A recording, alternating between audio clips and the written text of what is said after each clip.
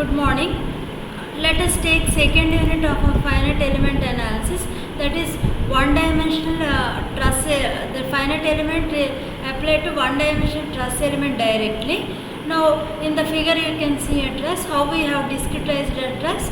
Mind you, while you have to discretize a truss, here loads are given P1, P2, P3, 4, P7. My discretization should be continuous, it should not be haphazard. What I mean to say, P1, suppose the node is 1, my node 2 should not be at P4, it should be at P2. Like that you should have to discretize the domain. Now let us take a particular point on the on the truss, maybe this node, right, where you have your hinge.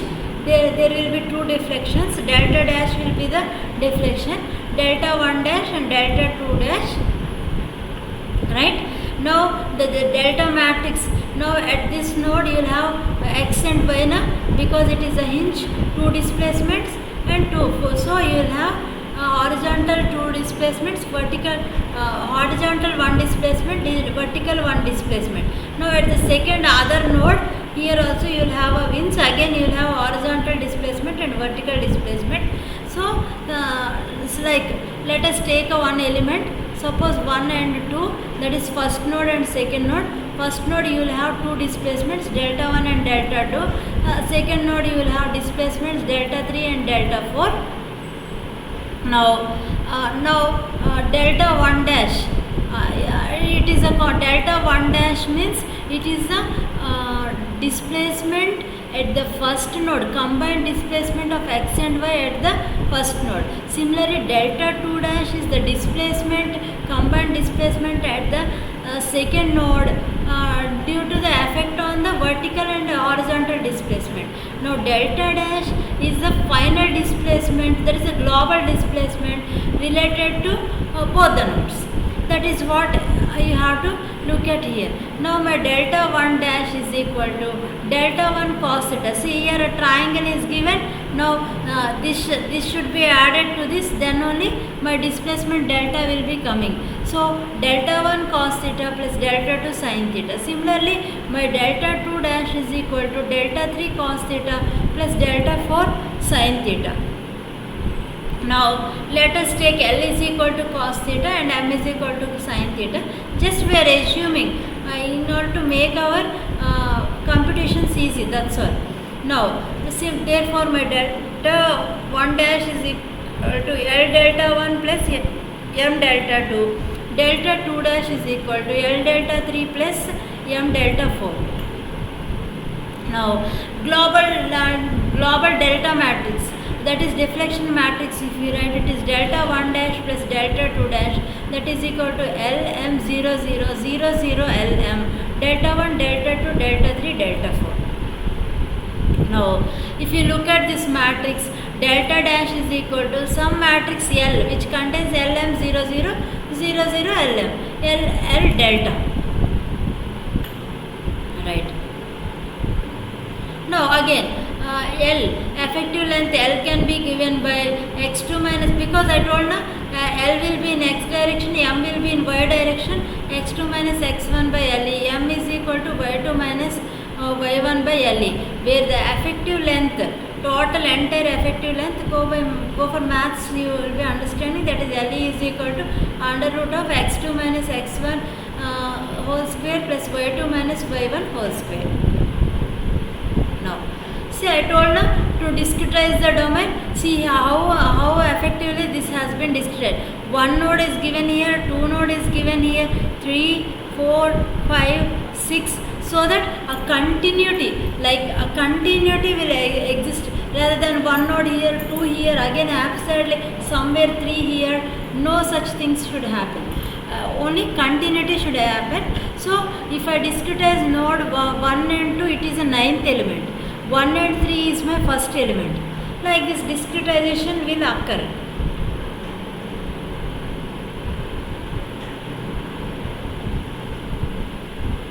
Now already you are learned, suppose this is a bigger truss, the same things we have written here, delta transpose is equal to, there are 10 nodes, then you will have 20 deltas.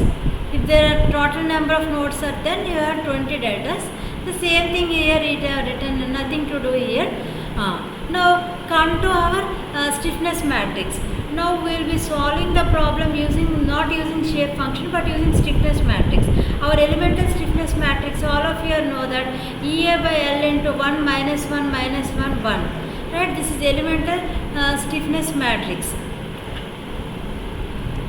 Now your strain energy is equal to this is the formula, half deflection into stiffness, half delta transpose K transpose delta is my stiffness matrix,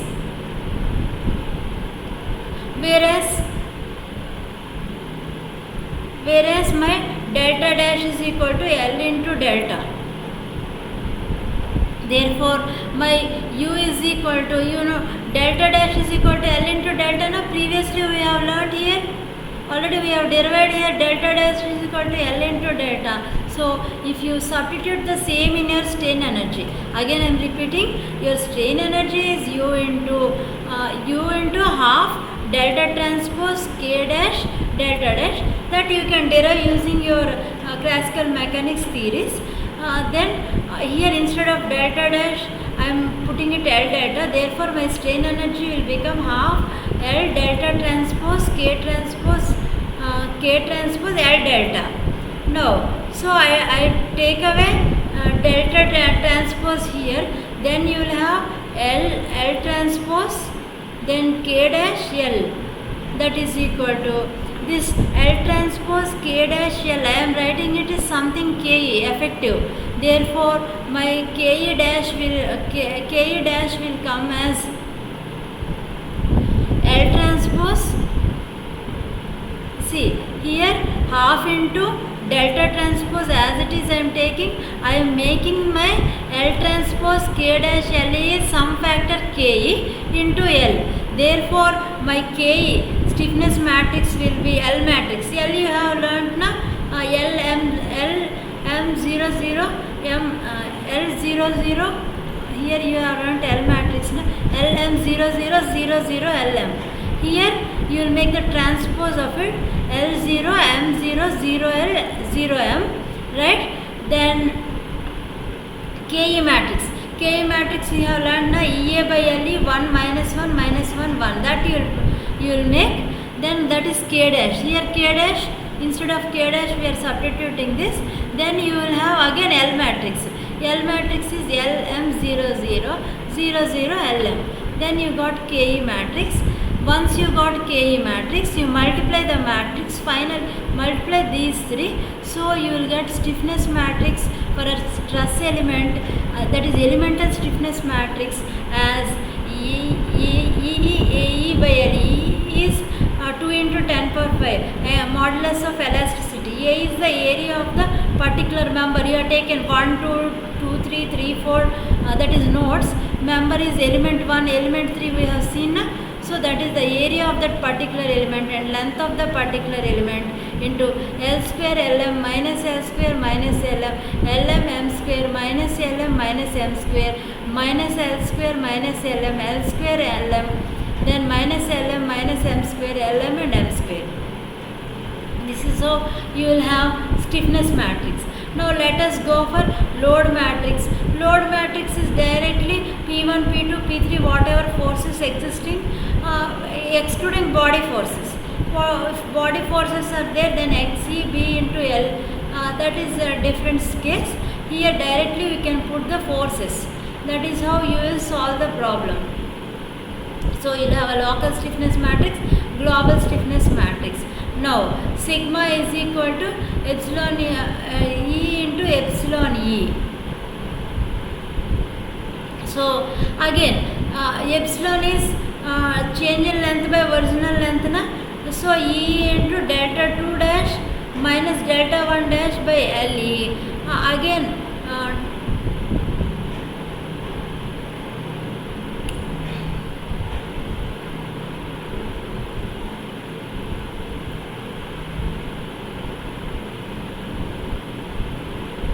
so your epsilon matrix will be minus 1, 1, delta 1 dash by delta 2 dash by LE, right? So but delta dash is equal to L into delta. So L is equal to Lm 0 0 0 0 Lm delta 1 delta 2 delta 3 delta 4. Now my sigma, therefore stress is equal to, that is E into minus 1 1 into delta 1 instead of delta 1 delta 2 we are substituting this delta matrix Lm 0 0 0 0 Lm. Therefore E by Le into minus 1 minus m Lm delta. So the sigma matrix, finally you can remember my sigma is equal to E Le minus L minus m Lm into delta. Now no problem, if you do a problem you will understand. Let us take an example problem. Here we have a truss element, right? It has an area. Here they are discretized into domain. AB is one member, BC is one member, CD is other member. That is continuous discretization 1 2 3. That is 1 2 2 3 and 1 3. That is 1 2 2 3 and 1 3. So therefore 1 2 3 1 2 3. Right? Now if you look at here, you are having a force here, but anyhow we will see that to the applied load, my load will have two deflections, delta 1 delta 2, delta 1 horizontal, delta 2 vertical. Here delta 3 horizontal, delta 4 vertical. Here delta 5 horizontal, delta 6 vertical. You have 6 unknowns, right? K delta is equal to Q na. Therefore you should have 6 deltas, delta 1 to delta 6. Now let us find out, apply. First we will apply, we will find out stiffness matrix for the member 1, which is consisting of nodes 1 and 2. Right? At the first node, let us take theta. Why? Because we should have a matrix Ke1 for the first member is equal to E1 A1 plus Le2. That's matrix is there, no? Lm minus L square minus Lm. That matrix we have already seen. Since it is a first member, I am writing suffix 1 here, nothing else. Now Ke1 here, E 2 into 10 power 5, A1 area of the first member, it is given. How much area is given in the figure? It is 1500 mm square. A is known to you. Then Le1. Now Le1 is the length of the member. Length of the first member is how much? It is given 400 plus 400, 800 it is given. So Le1 is 800. Then now L1 square, L is equal to cos theta, M is equal to sin theta. Now for the first element at the first node, theta is the angle, mind you, the member making with the x-axis. See here the first member is horizontal and it is itself on the x-axis, my theta will be 0. Always you should take a anti-clockwise direction. Right? So my theta 1 is 0, theta 1 cos theta, cos 0 is 1, L1 is 1, M1 is 0. Similarly, theta 2 at the second node, right? Now anti-clockwise direction, that is 90 plus 45, 135. Now L2 is equal to cos 45, M2 is equal to sin 45. Similarly, theta 3. Mind you, when you come to theta 3, what I have said, from the horizontal to the member, that is nearest horizontal to the member, you should not take an angle from here entirely here to this member. Rather, you should extend this and take this one as theta. So theta will be 45. That is cos 45 and sin 45. So theta 1, L1, L2, M1, M2, L3, M3, you got all the values. Now substitute in the stiffness matrix for the first element I have seen. Now substitute Lm and get a stiffness matrix. Similarly for the second member, right, your E is equal to 200 ZPa. Second member, your area is equal to 200 mm square. Length is equal to, you have to make a Pythagoras theorem, because it is 400, 200, under root of 400 square plus 400 square, you will get the length here. That is 400 root 2. Then you know L and M values, minus 0.0707, this L and M values, you will get this matrix. Similarly, you will get KE3. KE3 200 into 2000. 2000 is the area. Again, length is 400 root 2. Then LM that is cos 45. 0.707 to 0.707. You get a K3 matrix. That is stiffness for the third element matrix. Then you have a global stiffness matrix. I told the assembly here, mind you, when you are doing this global stiffness matrix, 1 1 is you don't have any other 1 but 2 you will have one more type, because second node you are having so whenever go to K22, see here 2 times you got 2 K22. Similarly 3 you will get thrice. Like that you will assemble all the elements, right? You will get a global stiffness matter. If you are confused, simply what you will be doing, you make a global stiffness matrix, write 1 2 3 4 5 6. Here 1 2 3 4 5 6, K11 K12 K13 K14 K15 K16, so on K66. Like this you write. Then you match those local stiffness matrix here and just add finally. Now let us take the 4K matrix. You know K delta is equal to Q. Delta matrix is delta 1, delta 2, delta 3, delta 4, delta 5, delta 6. We are taking them as unknowns. Now K delta is equal to Q. Q is a load vector. Look at the truss where it is loaded, and the entire truss, the truss is loaded only at the one single node, that is third node with 150 kilonewton. That will be my Q. So that is also in the vertical direction. The load is not in horizontal direction. So see here, horizontal, vertical, horizontal, vertical, horizontal, vertical. So delta 6 you have a load minus 150, because upward load we are taking positive, downward load we are taking negative. That's all. K delta is equal to Q. Now the next important thing here is we have to solve the 6 by 6 matrix. It will be again hectic for us. So we will take into consideration boundary conditions. What are our boundary conditions? What the things we can rule out? See, here it is a truss na. So my first boundary condition, now you will have a horizontal displacement, vertical displacement, right? Horizontal reaction and vertical reaction both will exist. But here a roller, it is a roller, right? Only one side it is restricted, other side it is allowed. So those three will be my boundary conditions. So delta 1, delta 2, delta 4 are 0. Again I am repeating. Here, since there is a hinge, there is no scope for displacement. Hinge in vertical direction, hinge in horizontal direction. So delta 1, delta 2 are zeros. Similarly, roller in vertical direction is allowed. Horizontal direction it can have a displacement. So delta 3 is 0. So delta 1, delta 2, delta 4. Because vertical is delta 4, now horizontal is delta 3. Roller horizontal, we can move horizontally like this, but roller will not allow vertical deflection. That is why you will have boundary condition delta 1, delta 2 and delta 4 are 0. So in the matrix, simply what you will do is, don't confuse, the whole delta 1 line you strike out, delta 2 line vertically you strike out, and delta 4 line you vertically strike out. Similarly, horizontally delta 1 line you strike out, delta 2 line you strike out, delta 4 line you strike out. Other which are the elements remaining, you can put it as a matrix. Then you got a 3 by 3 matrix. Our matrix has been reduced to 3 by 3.